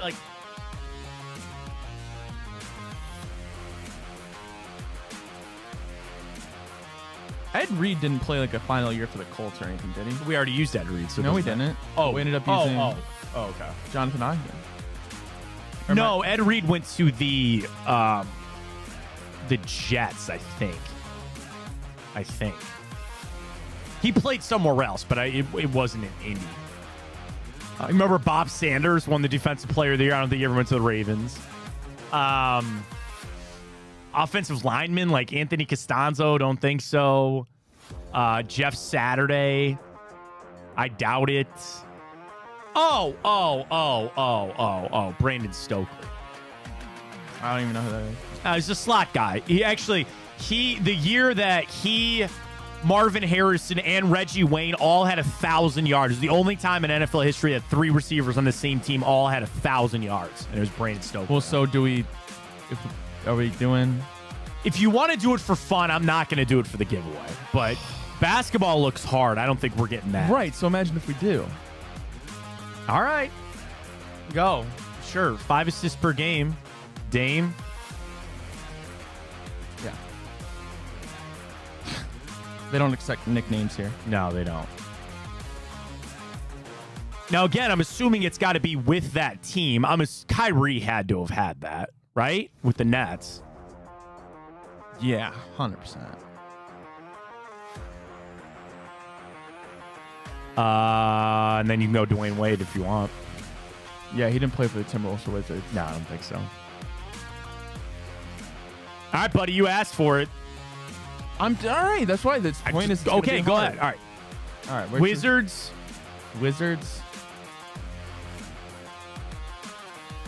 Marcin Gortat. Did he play for the Heat? Maybe. I think so. I don't know. Kyle Kuzma, John Wall, Bradley Beal, Joe Johnson. Well, he's a Nets player. I don't think he played for the Wizards. Garnett, no. Pierce, don't think any of that. I You think baseball? I told you. I said. As soon as I looked at it, I was like, "There's no way we're going to be able to get the NBA one day." Do you want to try Wordle on a Friday? I don't know. It's up to you. No, Wordle can't count. That's too easy. Okay. All right. Do you just want the giveaway to be chalked?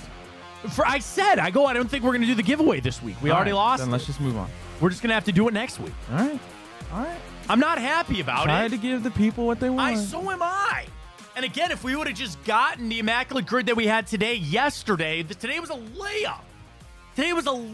Yesterday was horrible. Yes, and that's the roll of the dice with the grid. All right, man. That's why they call it I guess giveaway. It would not be the term of I'm just giving you something. You gotta earn it. All right. Gotta earn it a little bit here. All right. Over to baseball we go. David Schoenfield, top contenders, playoff percentage chance, and their biggest strength. We start at the top. National League, Dodgers, playoff odds 100%. Their biggest strength is a lineup that is turned around. The Phillies, playoff odds 99.8. Biggest strength, starting rotation. The Brewers, 99.5%. Biggest strength, defense. The Padres, 96% chance to make the playoffs. Biggest strength, contact. Diamondbacks, 94%. They score runs. The Braves, 80% to make the playoffs, starting pitching. The Mets, just 20%. Biggest strength is 2 hot starters. Over to the American League. The Yankees, 99.4% chance to make the playoffs. Their biggest strength are their 2 biggest guys, Juan Soto and Aaron Judge. Baltimore, playoff odds 98%. Their biggest strength is home runs. And then the Cleveland Guardians. Now, step up, let's go. What do you think ESPN's playoff odds are for the Guardians? Now, I want to say that to say this. We're all sitting here feeling negative and feeling bad and feeling really crappy. Playoff odds for the Guardians, Ryan? 95%. That is damn on the nose correct. Let's go. You count that for the Immaculate? No, I'm just kidding. 95% on the button. Biggest strength, bullpen. This is right? Oh, my God. It's like saying our X factor is Deshaun. Well, it's because there is nothing else, right? Their rotation is the second worst in baseball in F-WAR. We have basically on that metric, we have the second worst starting rotation in baseball. Sick. The Guardians are having perhaps the best bullpen season ever. They have the best bullpen ERA at 2.6, lowest batting average allowed. Ryan, our bullpen is pitching to a 200 batting average. That's everybody. That's Nick Sandlin getting smoked. That's Connor Gillespie, who actually had a decent outing yesterday. And they have the highest win probability added in the bullpen. Starts with Class A. But again, Hunter Gaddis, second in baseball in the lowest OPS. Tim Herron is third, and Cade Smith is 11th. How about that? The four of Gaddis, Class A, Herron, and Cade Smith combined for a 19-5 record with a 1.5 ERA through earlier this week. And they're also on pace for all of them to have 75 appearances this season, which is just great. The Minnesota Twins, playoff odds are at 91%. Their biggest strength is offensive depth. Astros, 90% is star power. The Royals are just at 62%, with their biggest strength being Bob Witt Jr. I just love calling guys, but he goes by Bobby, but Bob Witt Jr. Boston is at 47% to make it. Rafael Devers and Jalen Duran are their biggest strengths. So if you want to look at it this way, again, you have whoever's going to win the East with the Yankees or the Orioles, the other one being the number one seeded wild card team. Then you've got it basically between us and the Twins, Central wild card, and then the Astros win the West. You've got the Royals and the Red Sox duking out for the last spot. I think it's interesting. No, I mean, the Royals are the same record. That's what I'm saying. The Royals are in this for the Central. I think that's interesting that these playoff percentages are not higher for the Royals, considering they're in the same spot that the Twins are. But I would say, do you not believe a little bit more maybe in the Twins? Like, obviously, that's what ESPN's looking at obviously. Here. But that's obviously what ESPN is looking at here to try to get more of that belief. But, I mean, they're right there with you. But it's like 95%. That makes me like here I am like worried about the Guardians stuff. Are you going to be upset if they make it as a wild card, or do you just not care? Yeah, I will be too. It's got to be AL Central or bust. The lead that you had, you squandered it. You got your chance to get back into it, but yeah, I mean, I was happy to see that. I was happy to just see the 95%, and you got a chance to do it. Flip it over to a little bit of football. Let's go back to our Twitter question, which is up at Matt Fontana Show. Right, where are we at confidence level with Deshaun Watson heading into the final preseason game, heading into the season? Extremely got 4.7% of the vote. Moderately confident, 20.8. Moderately worried leads with 42.7, followed by nada at 31.8%. Wow. Nada, huh? Are you surprised? A little, because, like, here's the biggest. Okay. Seeing is believing. So until I see it, I won't believe it. And Watson needs to get on the field. Cujo, why would I have any confidence in it? He's kind of a hater on him. That's fine. I love you, Cujo. I do. He has more court cases than pass attempts. Jay Wiz, I predict that Jameis Chant will start before halftime of the Cowboys game. I hope not. And I think we've discussed that. Like, Watson's going to start until those wheels fall off. But that was a good one. Yeah, I hope we not get there, man. Let's not get there. Dallas Robinson, Pro Football Network. Biggest hole for potential playoff teams in the AFC. Ready to run through this? Do it. Ravens, offensive line. Bills. It's not what you think it is. Really? Yeah. It's pass rush. Okay. Cincinnati, defensive tackle. Texans, defensive tackle. Kansas City, running back depth. Dolphins, interior offensive line. Steelers, wide receiver. Got another kicker in Cleveland. What do you think the Cleveland Browns' biggest weakness is, according to Dallas Robinson? Quarterback? That is right. Browns signed kicker Lucas Haversick, they love that guy. So wait a minute. That tells you D-Hop is out. He's not kicking in this game. That's right. Dustin Hopkins has a minor injury. Haversick is back. So we got to change the Haversick. The Haversick. Haversick chug. Start when it hits. Yeah, it's got to be the Haversick chug. Yeah. You got to. Should we say you have to say his name then start the chug? Haversick. Haversick. There it is. Yeah, I mean Hopkins is dealing with something minor. I don't know how concerned are you about that, but like, you know, they didn't want him kick. I thought he might kick tomorrow, but we'll see. And again, I'm assuming the rest of the starters will be out there and going and ready to go. Which again, it's like if you're going to start the rest of those guys, why are you not starting Deshaun Watson? Do you believe the starter's going to be out there? I do. I really do. Kevin said so. He said if you're not injured, but like, have they really like? Are they going to let the Watson situation impact? Because like, here's what you would say: if Watson's not going to play, is there a point of playing your offensive line? Now, I would get concerned because I would say yes, those guys still need reps, right? Those guys still need something. So, but like, it all factors in with Watson playing or not. Do you need Amari Cooper out there? Do you need him out there if Watson's not? Again, it's like that pro-con list of the injuries being the overarching issue, right? Like, we're all concerned about that. And I get it's the final preseason game, and I don't want to do that show next week of hell of you're sitting there going, man, this guy got hurt. Man, this is a tough situation, right? Like, I don't know. I'm not a coach. I wouldn't let the injuries stop me from playing my guys.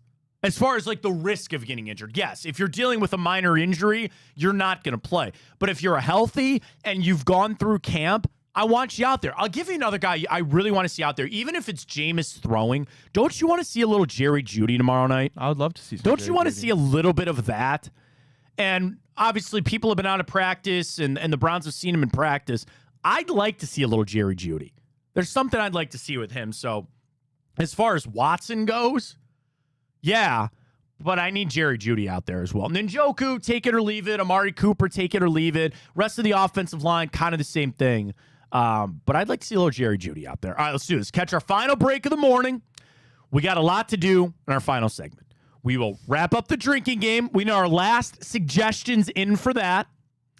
We'll get to our bets for the Guardians tonight. We will get to our bracket.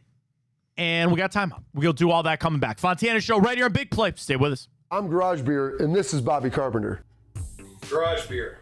Beer flavored beer. Beef with an F? Okay, my bad. It's crisp and cool, and it doesn't taste like ass. I'm Bobby Carpenter. I drink in garages because my wife says I don't belong inside. If you like a cold breeze on your bag, drink Garage Beer. It's American, and so can you. Garage Beer. Beer flavored beer. Well, how do they know I'm doing this? Did somebody leak this out? It's social media. Oh. That's the way social media works now. I thought maybe you were just running that yap.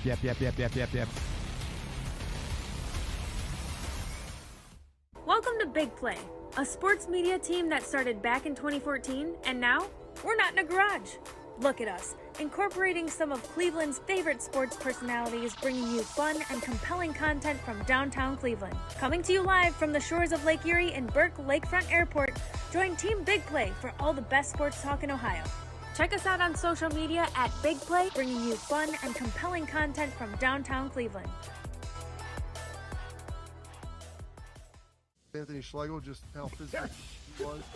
You saw the girth and the power and everything he was bringing to the table, especially when he was a nice beefy 255 playing middle linebacker. We were called soft last year. You don't want to be soft, especially when you come to the playoffs. So that's going to be a process throughout this season of establishing us as a harder team here in the I don't buy into this nonsense, this conspiracy nonsense that he's got his money and he's dogging it. That's ridiculous.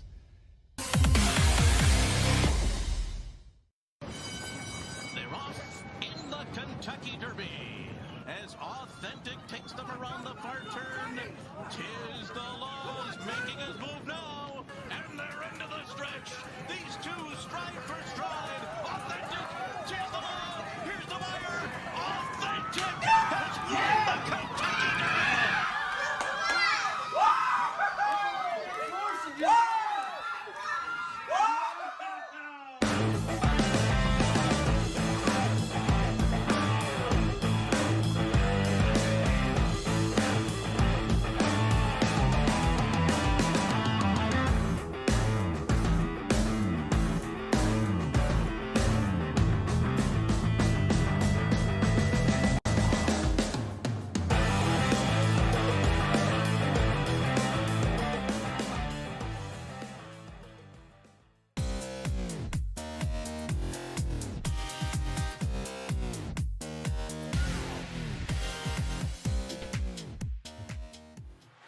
Back at a little bit of time hop to get to you today. Welcome back, Fontana Show, right here on Big Play. You can follow us Twitter, Instagram, Twitch, and subscribe to our YouTube channel there.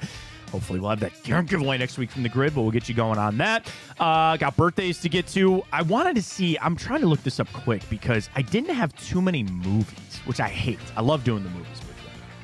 I've got a couple, but it's not a solid day on that. But anyway, we'll get to time hop, then drinking game, all last minute suggestions. We need them. We'll get to our bracket and we'll get to our Guardians plays today. Let's get to it. Ryan, we do start a little bit of time up. We go back 1 year ago today. The Ravens signed Jadeveon Clowney. Dude, he never worked here in Cleveland. There was a point that had jumped the shark with him being here, and I think he and Myles Garrett eventually had a really contentious relationship. He was peanut butter and jelly. Dude, and like you thought you'd find this pass rush. They've gone to Zadarius Smith. That's like Olivier Vernon and Jadeveon Clowney never worked. And Clowney, dude, that hit that he had in that Michigan game when he was at South Carolina, he's never really become the player he thought he'd be. And I ain't knocking him. I ain't trying to talk crap about him, but it's like what you thought he was going to be and actually what he turned into be. Not really it, but they signed him. Where's he this year? Zadarius? Yeah, no. I mean, Jadeveon Clowney. Yeah. Tennessee? No, he didn't go back there, did he? Is he still a free agent? No, he signed somewhere. Panthers. Oh, God. Ew. Yeah. Oh, my He's God. Just chasing a bag. I don't even think he got the bag. What'd he get, $9 million, I'm going to guess? Oh, my God. He got 2 years, $20 million from the Panthers. God bless. Stealing their money. Dude, since 2018, when he played in Houston, then he went Seattle, Tennessee, Browns, Ravens, Panthers. That's, what, 5 teams in 6 years? Or no, was he in Seattle for 2 years? No. The Browns are the only team that he's been with for 2 years. Isn't that crazy, man? Even the Texans? When he left the Texans, well, I was going to look up career money made. Hang on.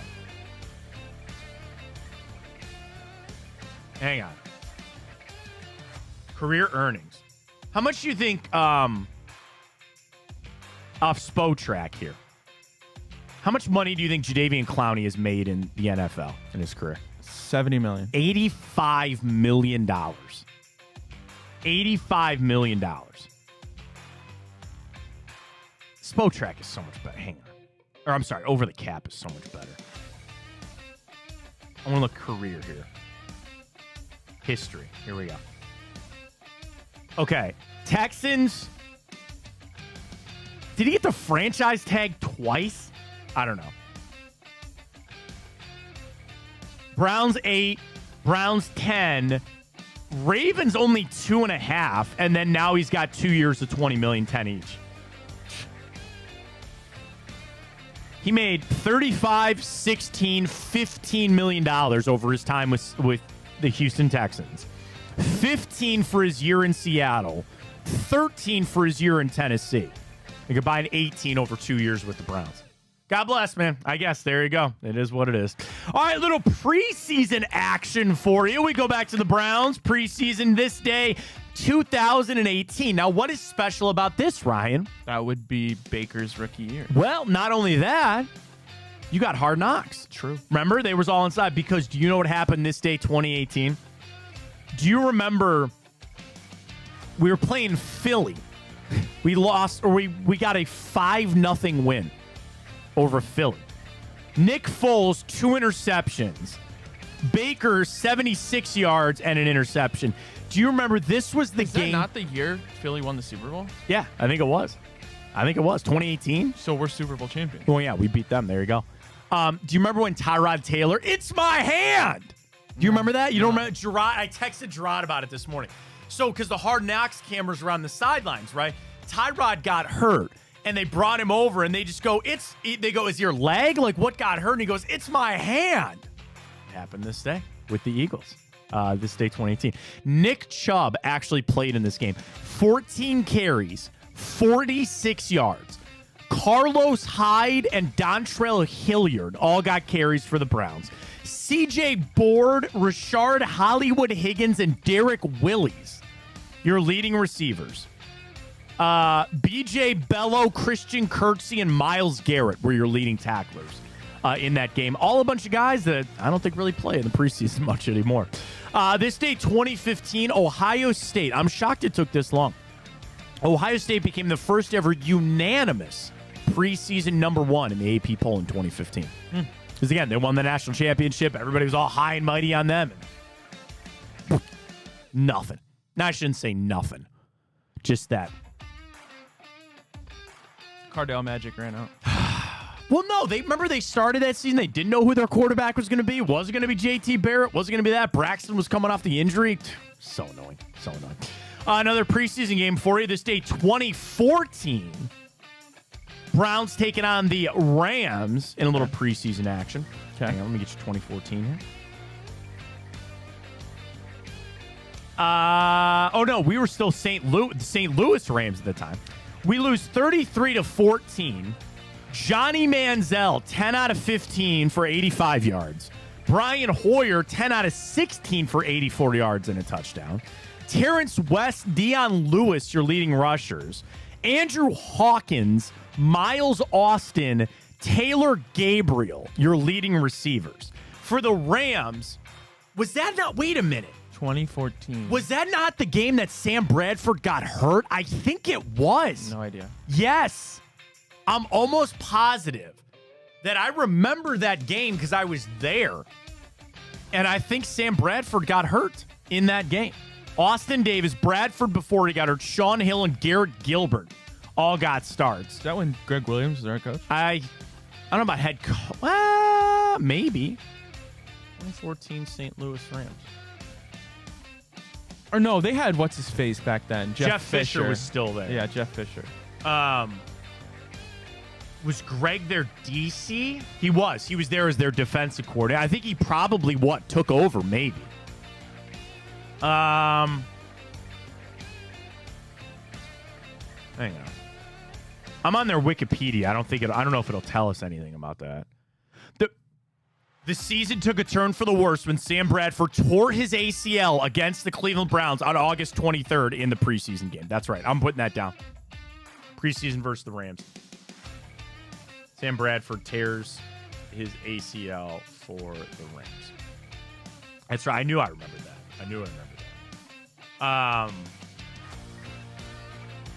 Yeah, did Jeff Fisher get fired? When did hang on, wait, I can just look that up. No, he didn't get fired out of there until 2016. Then he went to. Are you surprised that Jeff Fisher never got another coaching job after that? Not really. So he started in Houston, didn't do well. Goes to Tennessee, goes to the Super Bowl in 1999. They lose to the Rams. He goes 13-3 again, loses in the divisional round. Makes it back to the AFC Championship game in 2002. The divisional round in 2003. Then wild card divisional round. He left Houston/Tennessee. Oh, no, that's right, because he was in Houston, then they moved to Tennessee. 142 and 120, 5-6 in the playoffs. They fire him. He goes to St. Louis, goes 31 and 45, doesn't make the playoffs once, and he's never been a coach again in the NFL anyway. A little shocking. I was always a Jeff Fisher fan, but it is what it is. This day, 2013, the reports leaked out that Ben Affleck was in to play Batman.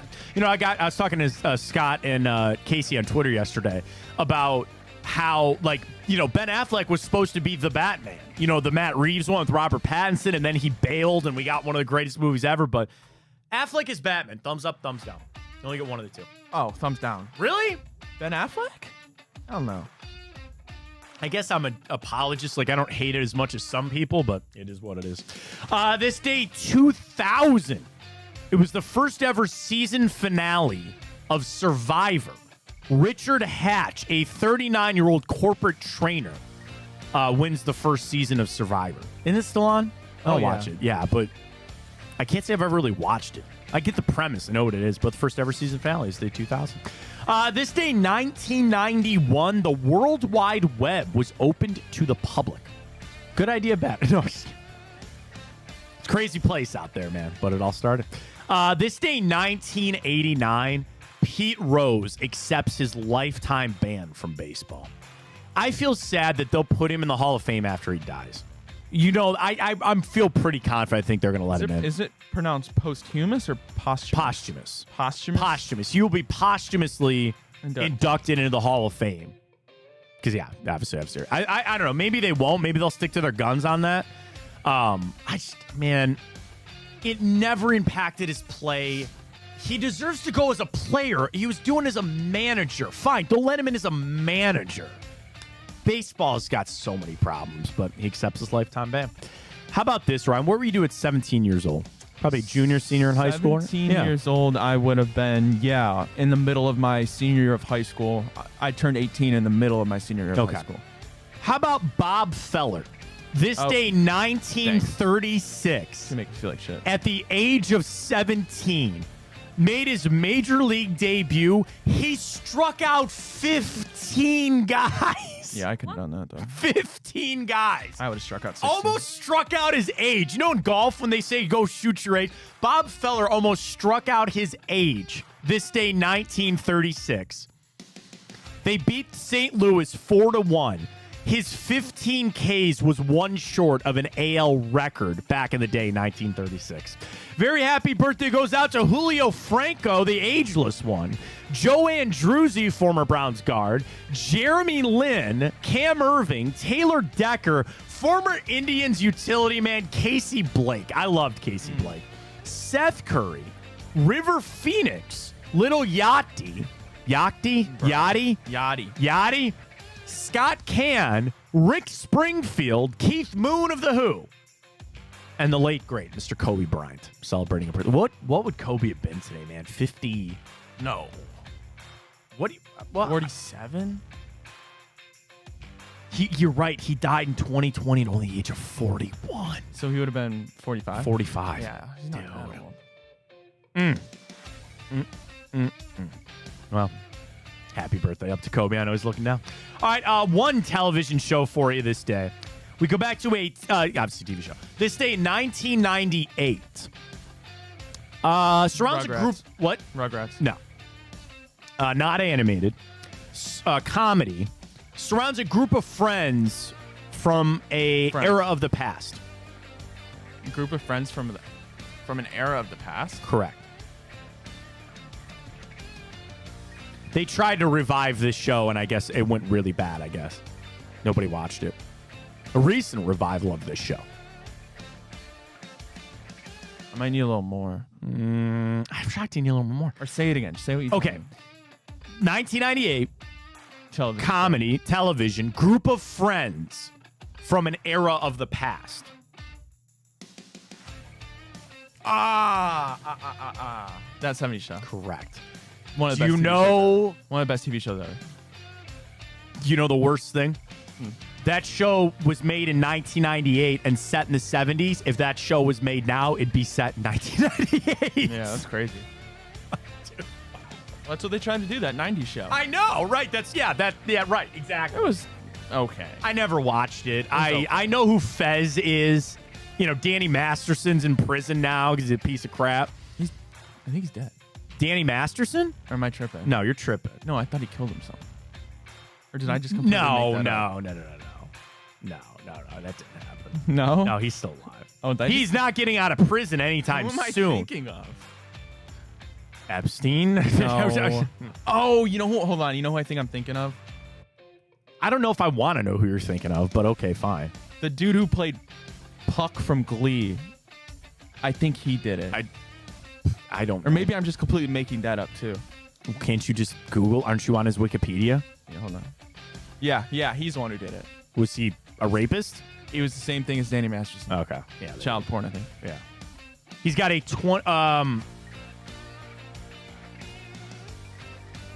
Okay, in September he was sentenced to 30 years in prison. He's 48 years old, so he won't get out till he's 70. Yeah, because you know what? I saw something on Danny Masterson. They're like, you know, his day in prison, because obviously like, he's a celebrity. It's like, it's not that, you know, it's not like he's doing hard time, man. You know, he's in prison. He doesn't get to get out deservingly so. But, yeah, that 70s show. Mila Kunis. Yep. Yeah. You know, she was like 16 or 14. And didn't she have to lie about something? Yeah, she lied about her age. Yeah. So she was 18, I think. Well, and then she obviously is. I wonder what she's made more money doing. Meg on Family Guy or Meg. Or I don't know. Voice. I don't know. Hang on. Mila Kunis.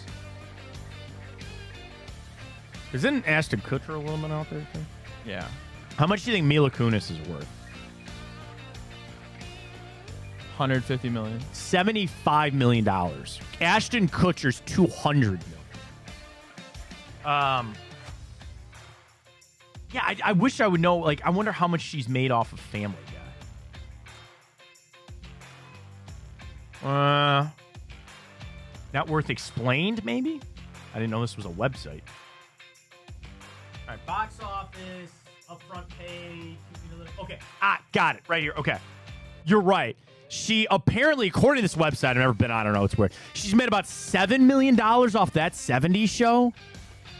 And then she's made over $34 million. Because I don't, and look this up for me, Matt. Yes. I think I heard once, if you're under 18, oh, maybe you don't get residuals. You don't get residuals.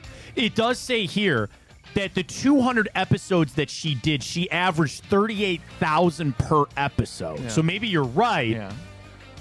And then in Family Guy, she's done 385 episodes, and she's made up to $180,000 per episode in later seasons. Yeah. She made almost $35 million just doing Family Guy. Do you imagine going to the studio, voicing lines for 2 hours and walking out with them? Well, you ever watch, I don't know why, I see these videos all the time of Trey Stone and Matt Parker. Yeah. I think it's Trey Parker and Matt Stone or whatever. They do all the voices, but it's like, it's hard work. Like, they're sitting there doing table read. Yeah, but they're just cracking up, having a good time. I know. I'm sure it's a good time. Then the other one, if you really are into Family Guy, I know you are. Have you ever seen Seth MacFarlane on the Graham Norton show? Yeah, he does all and of they them, just, on a whim, he'll flip between Brian and Stewie and Peter and all that other kind of stuff. Certainly uber talented. Of all the movies Mila Kunis made, the most that she's made from a movie was Jupiter Ascending when she was 32. Never seen it. Yeah. She made $10 million off of that. 2.7 for Forgetting Sarah Marshall. $6 million for A Bad Mom's Christmas. What'd she get for Ted? $5 million. $5.2 million for Ted. She probably made the right decision not doing Ted 2, but that's okay. She was in Honey, We Shrunk Ourselves, not Shrunk the Kids. Huh. Didn't know I'd be getting on to Mila Kunis' Net Worth Explained, but here was we are. All right, speaking of here we are. Oh my God, it's already 40 on. We got to go. Drinking game, let's go. Ryan, final ones, anything we want to throw in here. Anything last minute, get them in. We got to go. Here's what we have. Quick run through. Seattle Fish Market or Space Needle is shown. 5 sips. Mention of Mike McDonald as a first-year head coach is 2 sips. Pharaoh Brown catch is 3 sips, touchdown, finish your drink, and you have to yell, go brush arcs when you do it. DeJuan Jones, Wyatt Teller pancake is 3 sips. Watson starts the game. You got to chug your beer. This guy is fighting to make the roster is a 2 sip, any incarnation of that. General soreness is mentioned is 3 sips. Probably should do more there. The Havers, because it's no longer Dustin Hopkins. Lucas Havrasik chug. Start when he hits the ball. Don't stop until it goes through the goalpost. Do you want to do Beer Chancellor again? Yes, you have to. Beer Chancellor. What else?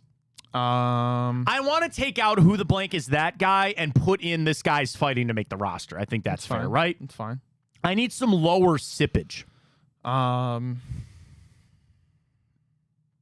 Anything with Jackson Smith and Jigba, DK Metcalf, they're going to play.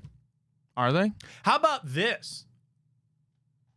Ohio State player makes a play. Because you got Jackson Smith and Jigba, Jerome Baker, Mike Hall, and Jonathan Hankins. Got a lot of former Buckeyes in this game. Ohio State player makes a play. 2 sips? Sure. All right.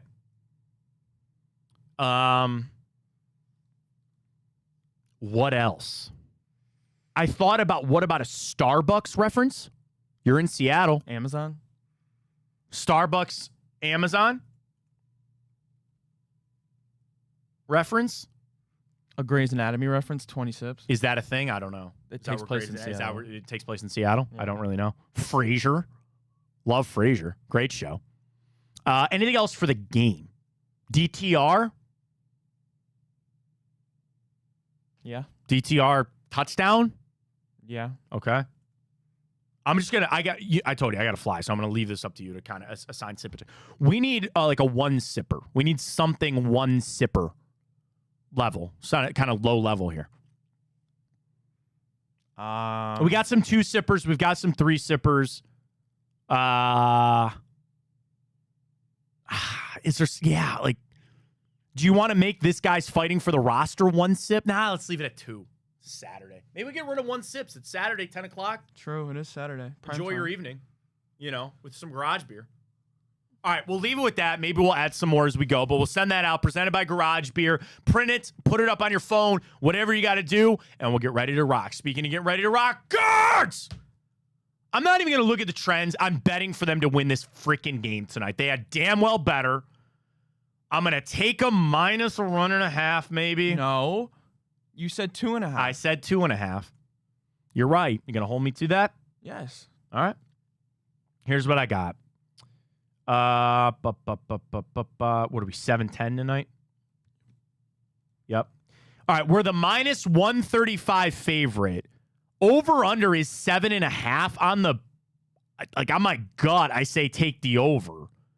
But the problem is we're not hitting right now. Let me get your pitching matchup here. Okay, coming into this one, minus 135 for the Guards, plus 113 for the Rangers. Over-under set at 7.5. Here's your pitching matchup. Tanner Bybee on the Hills, last 3 starts, 2 win and a loss, 7-5 and 2 strikeouts. He's only given up 4 runs in his last 3 starts, averaging 5 1/3 innings, each of those. You know me and dude, I love that over-under prop. Let me see what I got for Bybee. I might take him over outs. If it's over 5 1/3, which it can't be, it's got to be low. It's got to be more than that. All right, baseball. I don't know why. Usually it would just tell me like the Guardians straight up because they're my guy. That's from my team. Okay. Player props.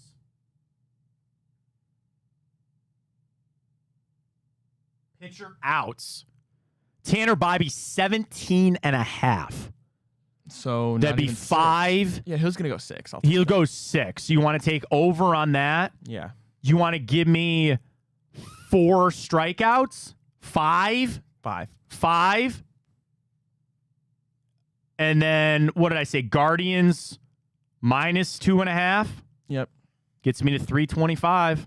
There you go. That's where we're at. Evaldi on the hill for them. He has 3 straight losses. Not pitched all that bad. 7, 3, and 5 innings, giving up 3, 3, and 5. He struck out 17 over his last 3 starts. So actually, sprinkle me in 4 strikeouts for him. And that gets me to 525. There you go. Put 100 on it. No. Done. We're in. All right, go for that. Guards got to get a win tonight. We'll see how it goes. Quick trends for the teams. Under has hit 6 out of the Rangers' last 7 games. They're only 5 and 10 straight up in their last 15. They're only 1 and 5 straight up in their last 6 against the Guards. But the over has hit for Texas 10 out of their last 12 games on the road. For the Guards, over 7 out of their last 10 games at home. I think if you wanted just a straight side bet, take the over 7.5 and let it rock there. Appreciate your support this week. Great week for us here on the show. We'll talk to you on Monday. Oh, chill out. Oh, my God. Oh, no, that's not the right one. This is the right one. Ferris Bueller? Yeah. Over Animal House? Yeah.